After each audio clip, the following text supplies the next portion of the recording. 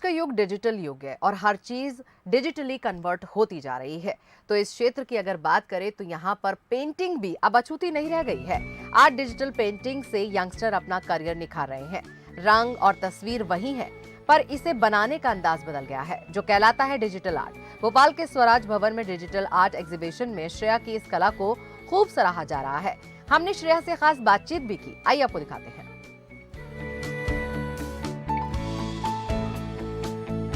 दोस्तों, जब हम बात करते हैं पेंटिंग के बारे में तो हमेशा हमारे दिमाग में एक ही ख्याल आता है, ब्रश के बारे में, कैनवस के बारे में और पेंट्स के बारे में।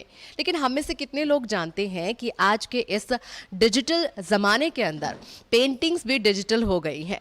यानी कि अब इन पेंटिंग्स को कैनवस की, पेंट की, ब्रशेस की ज़रूरत नहीं है, अब एक डिजिटल प्लेटफॉर्म की ज़रूरत है। तो हमारे साथ इस वक्त मौजूद है श्रेया। आइए उनसे जानते हैं कि आखिर डिजिटल आर्ट आज के वक्त में इतना इम्पोर्टेंट क्यों है। जी श्रेया, क्या कहेंगे आप? I think digital art is as important as traditional. बहुत इम्पॉर्टेंट है बिकॉज लर्निंग कर्व बहुत ज़्यादा है। मैं खुद एक ट्रेडिशनल आर्टिस्ट थी पहले, बट 10 years तक मैंने आर्ट छोड़ दिया। उसके बाद मैंने got back to it. Main aspect है मतलब you can play with colours and मेहनत उतनी ही लगती है। मतलब क्योंकि मैंने ये नोटिस किया, लोगों को लगता है अच्छा डिजिटल है तो ऐसे छू के कुछ बन जाएगा, ऐसा नहीं है। इट्स वेरी एफर्ट उतना ही लगता है। अच्छा, अपने दर्शकों को हम ये बताना चाहते हैं कि श्रेया की एक खास बात है, और श्रेया की खास बात ये है कि कभी आप किसी से मिले या आपके लाइफ में कोई इंसिडेंट हुआ या कोई एक ऐसी मेमोरी जिसे आप रीचेरिश उसको करना चाहते हैं, फिर उसे रिक्रिएट करना चाहते हैं, तो श्रेया वो काम आपके लिए कर सकती है। 40 years के 10 प्रेशियस मोमेंट्स गिफ्ट करना चाहती थी।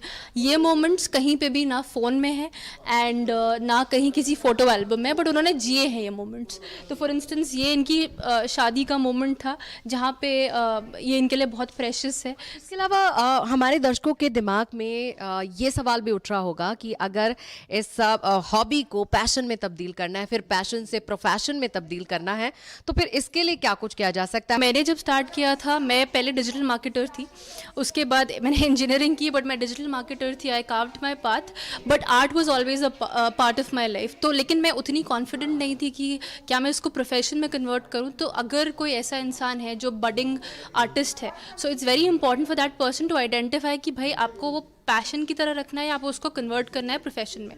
तो जब आपने ये स्टार्ट किया शुरू में, तो कुछ हर्डल्स भी आए थे, कोई ऐसी मुश्किल जो कि सबसे ज़्यादा आपने फेस की, उस बारे में क्या बताएंगे आप? Of course, to make people understand, ये बहुत ज़रूरी था कि मतलब आर्ट का इन जनरल लोगों को उतना वैल्यू नहीं है इंडिया में पर्टिकुलरली, तो वो समझाना।